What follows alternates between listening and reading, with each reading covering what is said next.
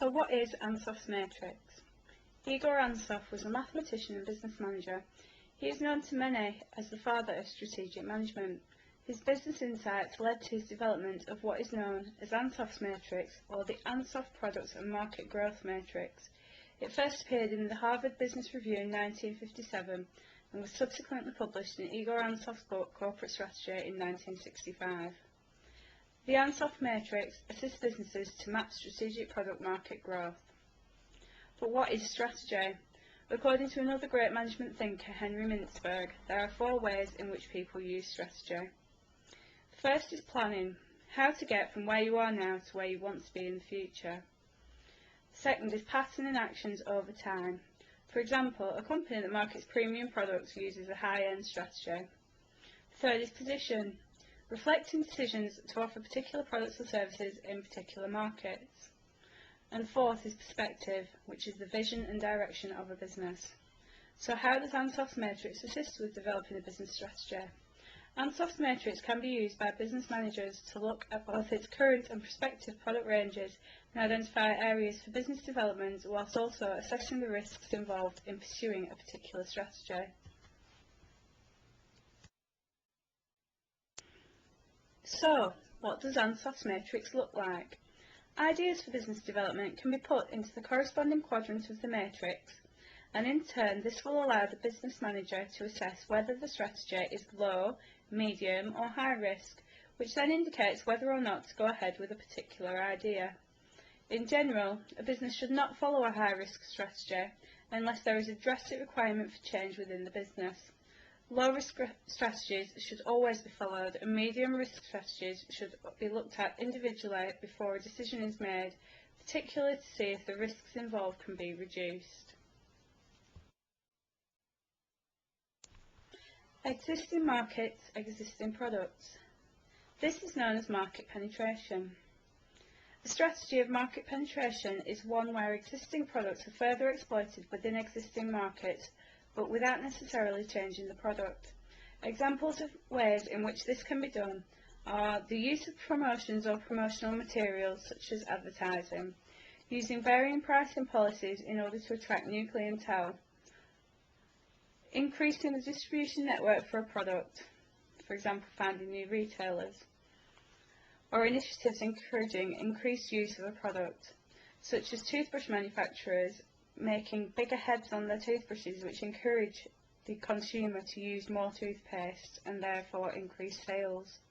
Market penetration is the lowest risk strategy for a business to pursue, as the products are already familiar to the consumers and the market is already established. Existing markets, new products. This is known as product development. In the product development strategy, new products are introduced into existing markets, and also modifications of existing products, such as increasing the quality of a product or its performance. By doing this, a product's appeal can be broadened to capture a greater share of the existing market. Examples of ways in which this can be done are car manufacturers using their brand and image to sell non-related products to brand-faithful consumers, such as Ferrari. This is known as brand extension. Developing a solution to a known problem. It is said by many that necessity is the mother of all invention. This is working on customer needs. Capitalising on new technologies. This can prevent a business's products and services from becoming obsolete. An example of this is Love Film and Amazon, started by delivering DVDs and videos to your home, and now it's all done online. Product development is deemed to be a medium risk strategy, as the brands are already known to the markets in which they are being sold, and the business can capitalise on brand loyalty in order to expand their product range. New markets, existing products. This is known as market development.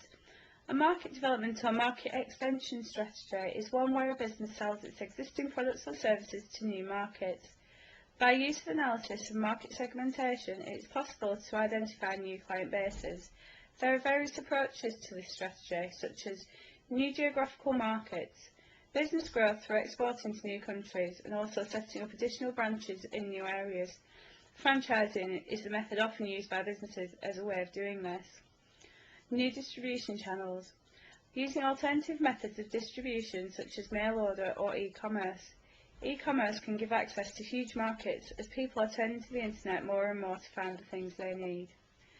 New product packaging. By repackaging the product in an alternative way, it could be made to appeal to a whole range of new customers. Different pricing policies. By having varying prices, the product can be made to appeal to different clients or market segments.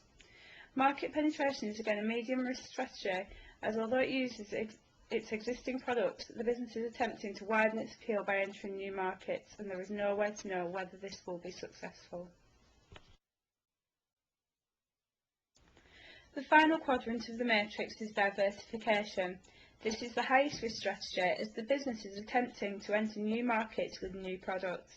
There are two types of diversification. The first is related diversification. This is where a business creates new products but remains within the same industry. For example, Johnson & Johnson manufacture products such as baby and skincare products aimed at consumers, various types of medicines aimed at the pharmaceutical sector, and many products such as disposable contact lenses, insulin delivery systems, and blood glucose monitoring devices for the medical devices and diagnostics market segment. The other type of diversification is unrelated diversification, where the business has no prior experience of the market or the industry. Richard Branson's Virgin is an excellent example of unrelated diversification, starting by selling mail order records in 1970 and expanding to a group of over 200 companies in more than 30 countries in 2014, with products and services from trains to holidays to finance. Whilst diversification is the highest risk strategy, it can also be highly rewarding. Ansoff's matrix shows how to classify different business strategies and assign levels of risk to them. Low risk strategies of market penetration, where existing products are sold to existing markets. Then medium risk strategies of product and market development, where new products are sold to existing markets or existing products are sold to new markets.